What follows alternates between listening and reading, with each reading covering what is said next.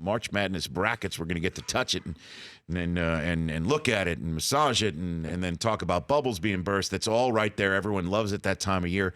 Just in time also to snuggle up with this new book that I have right here on the desk. Seth Davis getting to us how great coaches make great teams, and the author and a man who's been covering college hoops forever and a day for CBS Sports and Sports Illustrated. Good to see you, sir. Good to see you, Rich. I love the juxtaposition of the book next to this mug. Okay. I'm going to steal a mug. By the way, do people steal these? Because I intend to steal this. This is awesome. The mug is yours to keep. Awesome. And you can keep that book. And That's a fair trade. Very good. Book for a mug. Who stole a coaster? J.K. Simmons, Oscar winner. J.K. Simmons pocketed the coaster on the way out. He did. He five-finger discounted a coaster, which is fine with us. The man's an Oscar Award winner. Okay. He is an Ohio State guy, and he would be very pleased to see Urban Meyer on the cover of this book. So you spoke to Urban. Who did you speak to for this book to learn about what makes coaches All of them. great? So there are 9 coaches in the book. Yes. 6 basketball, 3 football. So the basketball coaches are Mike Krzyzewski, Jim Boeheim, Tom Izzo, Gino Auriemma, Doc Rivers, and Brad Stevens. And my football coaches are Jim Harbaugh from your alma mater, Urban Meyer, and Dabo Sweeney. And access became, I didn't know this going in. Yes. Access became very important to this book. So each these are deep dives. Each coach is a chapter. Each chapter is 10,000 words plus. Had great access to all these guys, went back for multiple conversations, and more importantly, they connected me with their wives. The 9 wives were the best interviews in the book because they know their men the best, and also they're easier to get on the phone, as well as parents. And Jim Harbaugh connected me with his brother. Obviously, was important. Kids, colleagues, players, to really examine how these men form their worldview. A lot of times they'd say to me, I feel like I'm in therapy. And they were, because it starts with the dad, right? It starts with how your relationship with your dad, or maybe you don't have a good relationship with your dad, and that's how you form, that's your formative early experience, your childhood, your education, your early path in your career, the adversity, the struggles that you go through. I developed what I call the PEAK profile, P-E-A-K, isolating these 4 characteristics: persistence, empathy, authenticity, and knowledge. So that's peak. And then, how they created those characteristics, how they, went about growing up, learning their craft, and then how do they apply it to the players in their locker room. That's getting to us, where you're taking a disparate group of individuals and you're trying to create a cohesive unit where everybody, they may have different individual agendas, but you get them all working towards the same goal. And over time, these 9 guys have shown pretty consistently they're good at getting their teams to us. So was there a through line? Is there a through line that you found between these 9 guys? The common thread is that there is no common thread. That's what I found. You look at Jim Harbaugh on the sidelines, he's a raving maniac. You look at Brad Stevens on the sidelines, you wonder if the guy even has a pulse.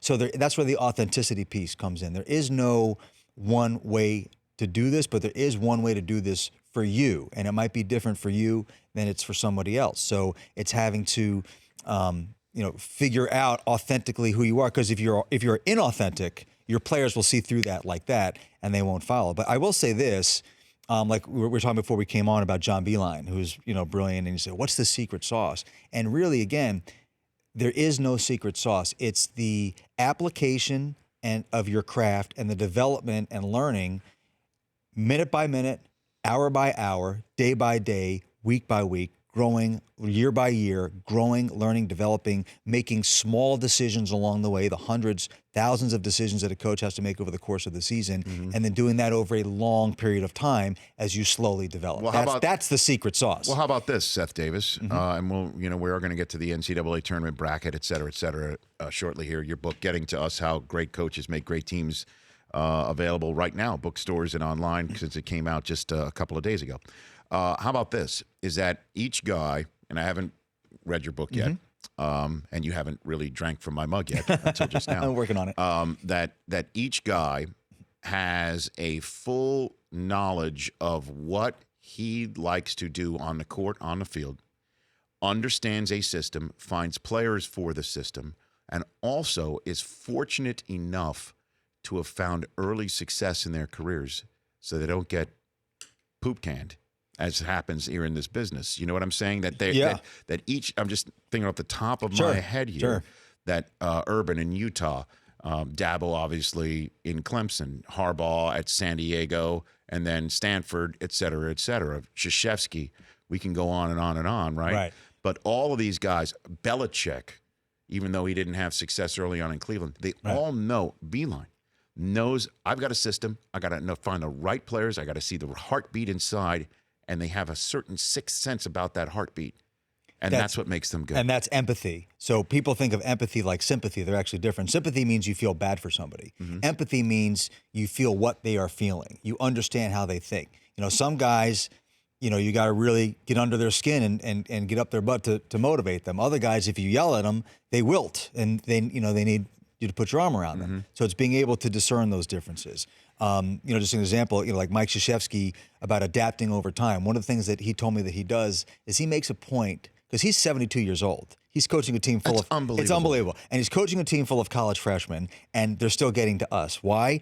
Well, you know what? He makes a point to listen to their music, because he wants to feel what they're feeling, and he wants to experience what they're experiencing. And then they see him listening to it while he's working out or in his car, and then he's talking to the team. He might make reference to one of their songs, and their attention perks up because he's saying, I'm in your world. So that's the empathy piece. And, Krzyzewski is someone who did struggle early in his career. And so you have setbacks, and you have, Bill Belichick getting fired in Cleveland. I mean, Doc Rivers getting fired in Orlando, but then also there's all kinds of adversity. I mean, Doc Rivers, he grew up in Maywood, Illinois, suburb of Chicago, amidst a lot of racial strife in the late 60s, early 70s. He goes to Marquette.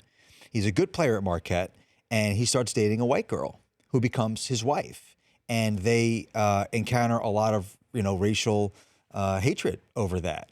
And then when he was living in in San Antonio, his house got burned down by an arsonist that they thought was racially motivated. And then later on in his life, he's the coach of the LA Clippers, and he's got the Donald Sterling bombshell that now he's got to deal with young African Americans in his locker room. He was remarkable. He was remarkable. So and you can't explain how Doc Rivers handled the Donald Sterling situation unless you explain about his dad, the cop, and his mom and her faith and her spirit, and growing up amidst racial violence and seeing when Proviso wins the state championship, how all the whites and the blacks in the stands who have been literally throwing bottles at each other earlier in the day are celebrating the team's success and the unifying force of sports. And that prepared Doc Rivers to handle the Donald Sterling mess. That's what the book is about. Seth Davis getting to us how great coaches make great teams. New book. Go check it out.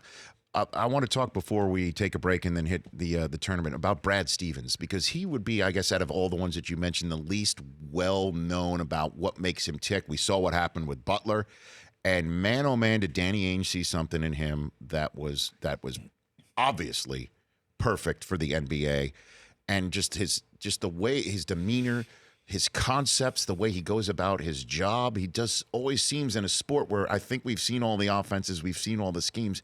He seems to come up with wrinkles that no one else sees. What makes him tick, best you can tell? People call Brad Stevens a genius. And I think that's actually a little bit of an insult. Okay. Because that implies that... Because he's smarter than that? Because he's smarter than that, yes. Right. It's an insult to geniuses. Right. It implies that it comes easily for him. That I just, it just kind of things enter my mind. Brad Stevens, and he really, maybe more than any of the other coaches I interviewed, he really took me inside his process. Okay. And we went through his game day hour by hour and how many hours he spends here. One thing he does is he makes it a rule never to sleep on airplanes because he doesn't want to be cramming. So he has a process where he watches the last 3 games of each opponent, and it takes him 2 hours in each game, and he breaks down what he needs, and then he has his little template where he takes his notes, and then he has a pad of templates that he's developed over the years that he takes his notes and he whittles it down further into his game sheet that he puts in his pocket. And he almost never has to take it out of his pocket because through that process, he knows what's there. Part of his process on game day, and this is actually how I lead his chapter, is he plays 20 minutes of Miss Pac-Man. Hold on a minute. So everybody, all the parents out there telling my sons don't play any video games, as part of his game day process, when he's at home, he's got a little console that his wife got for him, 20 minutes of Miss Pac-Man. It has 2 benefits. One, it's just like what he calls his mindfulness. I tried to pitch him on meditate. I'm ordering a Pac-Man machine right now. It's about the only thing you don't have in this studio, by the way, which is so much nicer than Dan Patrick's, I want to say. This is an amazing studio. That's a new drop. There you go. It's like a moment of mindfulness for him. He's not superstitious. He's not super anal. He can adjust his routine, but he likes his routine. Sure. And also, you know what the other benefit is?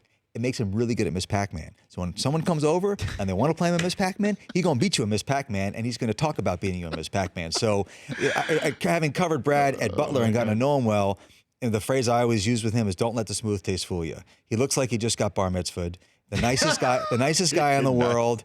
He's got this great sideline demeanor where he never. Not only is he never upset, he never celebrates a win. He's always stoic. Believe me, more than he wants to win, he hates to lose, and he is intensely competitive and really impressive and probably the most likable guy in the book. I have to say. The Celtics have got to win it. There's no doubt about it. Obviously, he came on the show about a year ago. We loved chatting with him. He's just a nice guy, right? Well, just not and only genuine, that, though, humble, and young, and the Celtics just they don't have to make a change for a long time. Yeah, and they've got a system that they clearly have the right players for. I'm a big fan of Brad Stevens. Yeah, and me too. So that's in your book right here. One last thing. So he doesn't sleep on airplanes. Were you on the planes with him? I was not on the planes with him, but I talked to others with him. But like he dated his wife in college, and she said like when it came to finals. She'd be up all night cramming. He never had to cram because he had it kind of paced out. Here's what I need. And then, by the way, when the test is over, he kind of forgot the material. So it's not like he's this genius. He just knows how to take information, prepare it, get his system and routine down. So when that bell comes and he needs to answer it, he knows exactly what he wants to do. It certainly helps with back-to-backs. It certainly helps in the NCAA tournament when he was going through all that. Do you know if he takes his shoes off on a plane? Do you know? That I don't know. That'll be in the sequel. That guy over there, that's self. Takes his shoes off on the plane? Yes. On the plane. Is that a bad thing? Thank you. Thank you, Seth Davis. You don't take your shoes off on the plane? I do. I don't take my socks off. Exactly. Does that help? We're not animals. Yes, you are an animal. Yeah. You're animals. Yeah, You're animals. Of course. You're on a plane. I mean, it's not your home, Seth. I mean, I know you can recline. You can recline. You can recline. They want you to feel at home, though. The two of you guys enjoy. We're here. Have We're a right Rich here. Eisen show mug of Joe together. right The two here. of you. We're right here. All right. When we come back, we'll hit the NCAA tournament. Who might be on the bubble? Who might not be? Who you think should be a top seed or a 2 seed in Detroit because they've won back-to-back Big Ten championships. Can't imagine who we're talking Michigan. That's next here on the Rich Eisen Show with Seth Davis. Back for a minute 20 before the radio audience rejoins us. You just said you saw Billy Joel at the Garden? Took my sons Now to you're from New York originally? I'm from Maryland originally. But I Okay. lived in New York and went to summer camp with half of Long Island. So Right. Billy Joel did the summer camp crowd. That's his big time as a kid. Billy Joel at the Garden. It was great. I saw him at the Garden Yeah. once. I have once. It was the night where after which he went to rehab. Really? Yeah. Wow. It was him and Elton John together. Yeah. Remember they were touring together? Sure, Toured yeah. together. I mixed them up. And say that again? I saw them at the Dome. And Billy, I think, had a little bit too much. Yeah. So when he was singing Goodnight Saigon and he gave the tribute to all the veterans in the Vietnam War, place went nuts. Then he said to all the veterans out there for the Korean War, place went nuts. All the veterans out there for World War II, place went nuts. Then he goes, and for all you veterans out there, World War I, and then there was kind of like polite applause. And then all those who fought in the Civil War, and we're kind of beginning to look at each other. And then he starts going to the War of 1812, and the Spanish, like literally, we started going back, and we just started looking at each other like, what the hell is he What's the talking matter with this about? guy? Big History Channel guy, Billy Joel. And then suddenly, after that song, Elton did the rest of the night. Is that right? Roll your break. Bye, dude. There you go. All right, Seth Davis back here on the Rich Eisen Show. We just got a deep dive into his new book, Getting to Us, How Great Coaches Make Great Teams. Talked to some of the best in the business of football and basketball, college and pro.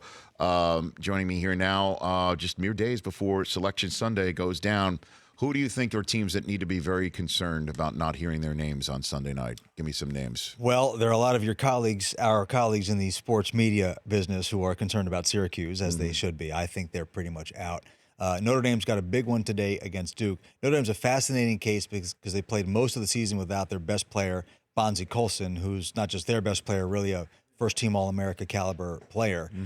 So they don't have the resume of a team that could get in, but now that they have him back and he's playing well, does the committee give them that leeway? I think probably not without a win over Duke today, but that is something. And then, Arizona State finished, I want to say they finished the season 3 games under 500 in the Pac-12, which normally you would say no chance, but they got wins over Kansas and Xavier early in the season. At one point, they were ranked in the top 5 of the country. They have a neutral court win over Kansas State, which would be important because you're comparing bubble teams. So I think they probably get in, but the fact that a team that on Christmas Day was ranked 3rd in the AP poll is now basically on the verge of not being in. A lot of people talking about Oklahoma with Trae Young. Obviously, they really tanked it down the stretch. I think they've got enough house money to probably get in there. Yeah, they lost last night. Yeah, they lost again last night. Oklahoma State is playing Kansas today. They've beaten Kansas twice. Kansas playing today without their starting center as a bouquet, and they have very little front court depth to begin with. So if Oklahoma State wins today, they've made a pretty good case to get in. So let's just say Oklahoma and Trae Young don't make it, okay? And they're an NIT. In the NFL, we have seen players who are going to be surefire draft picks sit out bowl games that mean nothing. Do you think we might be in the era of a one-and-done player Interesting. not playing an NIT game because they don't want to get hurt? I haven't even thought about that or heard anybody say that. It's a fascinating question. I mean, Ben Simmons and Markelle Fultz, I don't know if their teams made the NIT because you got to be over 500. Football, there's a much bigger chance of getting hurt. Sure. And seriously hurt than in a basketball game. So Clearly. I would guess no. And knowing Trae a little bit, knowing his family pretty well, I would guess no. But I wouldn't begrudge him. I don't begrudge any of these guys at that point doing whatever's best for them. Like, I got my own kids to raise, whatever you got, right? I got enough problems at home. Like, I don't need to raise other people's kids. Feel the same way about the one and done. Seth Davis here on the Rich Eisen Show.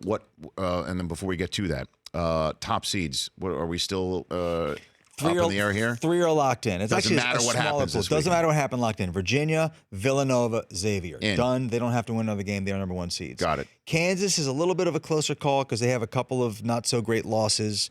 But really the only team that I think can get to that one line over a Kansas is Duke. So if Duke wins the ACC tournament, which would presumably include wins over North Carolina and Virginia, if Kansas loses today, Duke actually doesn't have as many quality wins as you might think if you get into the nitty-gritty nerd stuff of the RPI and the quadrant one is like the new big thing. Right. But it is conceivable that Duke could get to the one line. All the other candidates, Michigan State, Michigan, Cincinnati, Auburn was the SEC champ. I just don't see them as number 1 seed. So we're a little bit more settled than I think we're used to at this part of the week. Does it even matter anymore, do you think? You know what? It's funny. Like, I've never known why the number 1 seed thing matters to anybody. Like, you got to play the game. So maybe the 16 is a little bit weaker than a 15, but beyond that, it's all about matchups, and it's a great conversation. It's like a feather in your cap to be a 1 seed. But you kind of get a bye too, right? We've seen the 15 seeds shock even just obviously Tom Izzo recently. I mean, you've seen that. That's much more of a possibility. The 16 beating a 1 is like the only thing left in sports that's never happened, And I get into this debate with Clark Kellogg. He's like, it's never going to happen, not in our lifetime. I'm like, we've had overtime games between 16s and 1s. We've had single-digit margins between 16s and 1s. You see where the trend lines in terms of the parity going on. Sometimes you get a 16 seed who, for whatever reason, is good. As good as a 15 seed, and maybe a 1 who isn't so strong. Like, it's only a matter of time before it happens, I think. A couple more minutes left here with Seth Davis before you head to you're heading east. I'm going right to the airport. To go to work, I'm going right? to New York. There you I'm go. going to a snowstorm, and then I'm going to Atlanta Saturday night, and then I'm in Atlanta all next week. And Okay, with the folks down at Turner. So what is going on with Arizona? What is happening?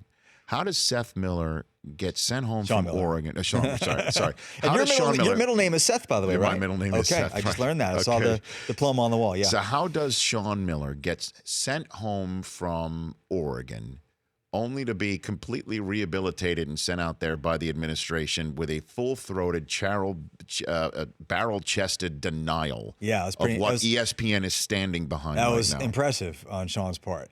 I don't know that he's been fully rehabilitated. It is very difficult, Rich, and you've been in this business a long time. It's really difficult to get good, hard information right now. Everything is under seal. The feds dropped all these claims early on. Here's what we have. And then everything's kind of been under seal behind closed doors. We've had a couple of media leaks. There's some indication on the reporting from this. So this ESPN report drops on Saturday morning, and they're playing that night. It was a bombshell report. And so it's hard for both Sean and his attorneys and the schools and their attorneys and their boards and everything to figure out what's going on. DeAndre Ayton was the player, his freshman, who's going to be the number 1 pick in the draft, who's the one that mentioned the story. There's some indication in the reporting that if Sean was on a wiretap saying these things, that he may have been talking about a different player other than DeAndre Ayton. So everyone's like, well, why is Ayton playing but Miller's not coaching? Right. So that's possible as well. But the real question is, how does Arizona, the University of Arizona, get the information they need to be able to make this decision. If Sean Miller is saying it's not true, I didn't do it, I've never paid players, then so I think they were just kind of hitting the pause button and saying, look, let's have him not coach tonight because it's going to be a circus. He's got to talk to the media after the game. Let's get all our ducks in a row. And then they took a few days to sift through, and they just didn't have any information that would lead them to say Sean Miller can't coach. So Sean Miller was very steadfast in denial. He didn't say, well, I may have been talking about, but no, I'm talking about someone else. He's saying this never happened. I've never arranged payment. I've never done this.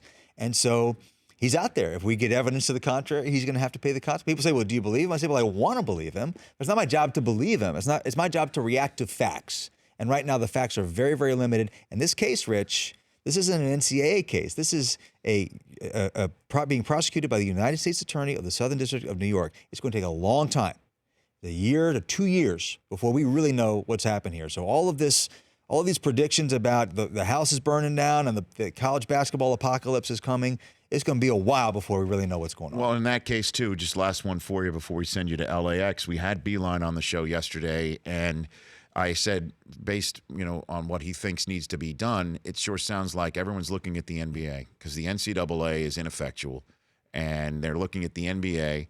And he basically said, well, the NBA kind of controls when somebody can come there. Is that where the fix is here? The one and done, is that a problem? What do you think? Has nothing to do with any of this. The one and done affects maybe 3 to 5 players a year, max. So you're telling me that all these other players who go to college who weren't good enough to go to the NBA to high school, they're not going to take money? Someone's going to offer them money, they're not going to take it?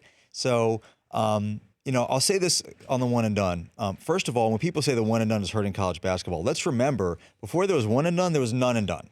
So from a business standpoint, is college basketball better with DeAndre Ayton and Marvin Bagley in college or in the NBA? It's a no-brainer. Me personally, I think if the Boston Celtics want to draft a 13-year-old kid and pay him millions of dollars, he should be able to do that. Like I said, I've got enough problems raising my own kids without worrying about anybody else's. So I'm open for free market opportunities. It is an NBA rule. The Players Association doesn't want any minimum. The owners want it to be 20 because that means they have to pay them less money over the course of their careers because they're getting fewer bites at the free agent apple. It's all about money with the NBA. It's all about money with the NCAA. Let's all just agree that it's about money and separate whatever people are concerned about with the one and done with the much broader problem, which is that this amateurism model is woefully outdated. And it's unfortunate that it takes a crisis to provoke real change. But I am hopeful with this commission that Mark Emmert has established and the track that he's trying to put them on, that in the agent space, let kids have better contact with agents, and maybe there's some financial transactions in the form of loans. Maybe they can make some money signing autographs. Right. Open it up. They're not opening it up free for all, Wild West, pay per play. That is not going to happen.